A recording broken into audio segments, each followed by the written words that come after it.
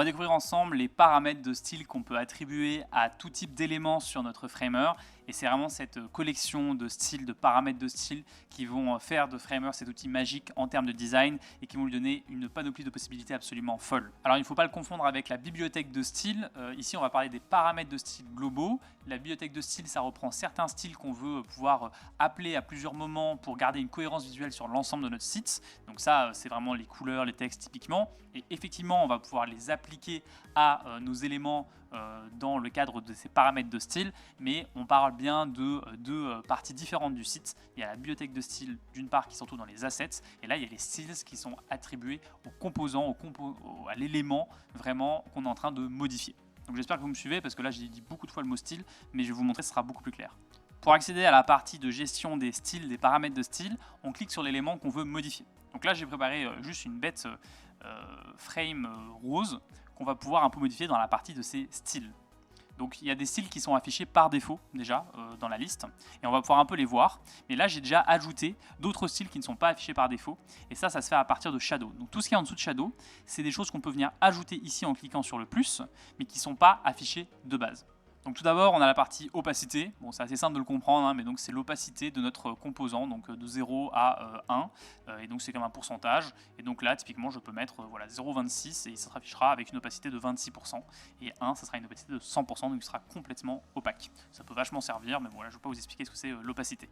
Ensuite, pour ne pas devoir utiliser l'opacité pour rendre un élément invisible, puisqu'en plus de ça, un élément invisible ne veut pas dire qu'il ne prend pas de place dans un layout, par exemple, eh bien, on a tout simplement la possibilité d'invisibiliser un élément ou pas.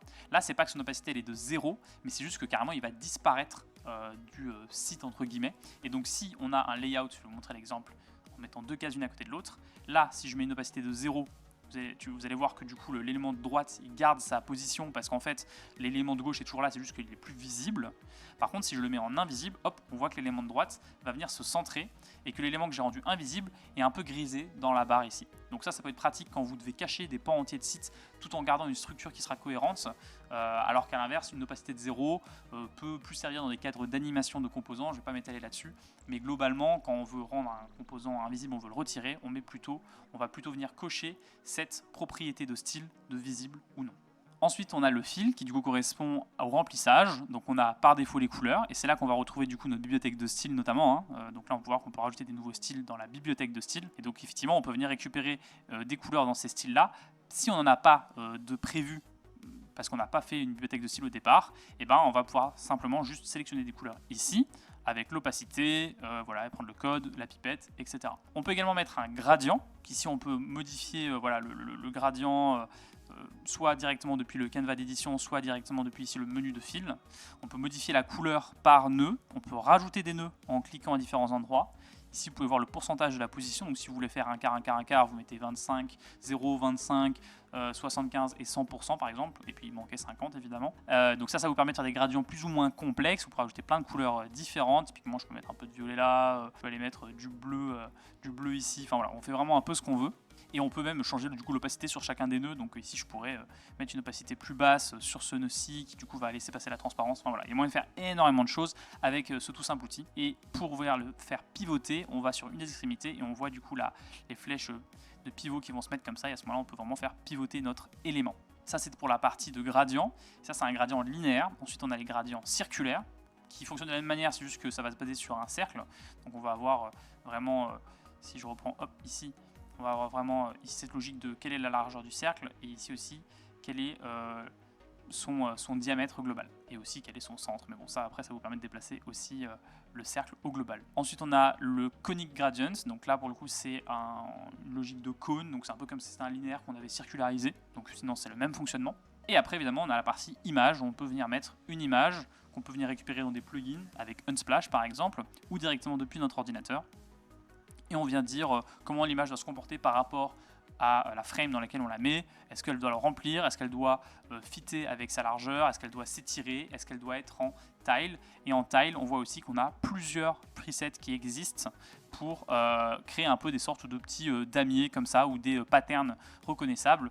On peut venir modifier également la taille de ce pattern. Et donc avec ça, c'est tout bête comme élément, mais ça vous permet potentiellement de faire des petits éléments de design, des petits éléments de décoration en background assez rapidement sur votre site. Ensuite, on a l'overflow qui est caché, visible ou scroll. Ça, j'en parle dans une autre partie, donc allez la voir si c'est un élément qui vous intéresse. Ensuite, on a le radius qui est du coup l'arrondissement des coins de votre élément. Donc là, il est à 0, donc tout est angulaire. Par contre, si je mets 20, hop, on voit que j'ai un arrondissement qui se met ici. Si je mets 100, hop, j'ai un arrondissement encore plus fort.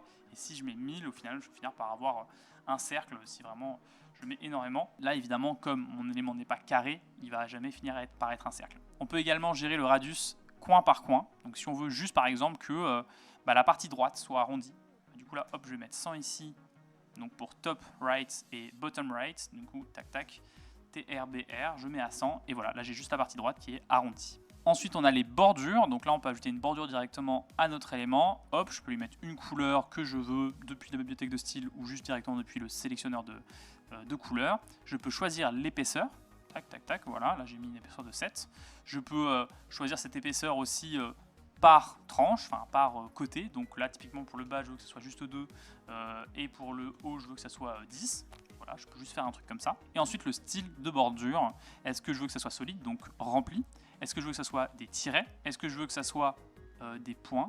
Est-ce que je veux que ça soit une double bordure? Voilà, il n'y a pas moyen de faire beaucoup plus au niveau des bordures, mais ça permet déjà de faire la plupart des cas de figure très largement. Ensuite, on a les shadows, donc ça c'est vraiment l'ombre portée de notre élément. Alors attention, quand vous utilisez des ombres portées, déjà première indication, souvent c'est quelque chose qui va dépasser, quand vous êtes en outside, ça va dépasser de votre élément, et donc ça va pouvoir se faire rogner assez rapidement par les éléments parents s'il est collé contre le bord.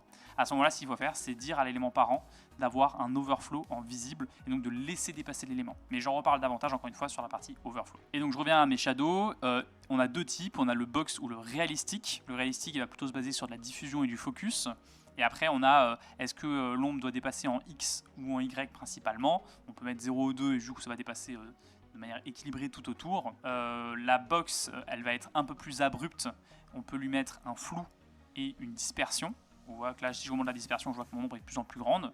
Et après, il y a la couleur de l'ombre. Là, en l'occurrence, par défaut, c'est toujours du noir à 25%. Mais si je veux une ombre un peu plus discrète, hop, je vais mettre 5% par exemple.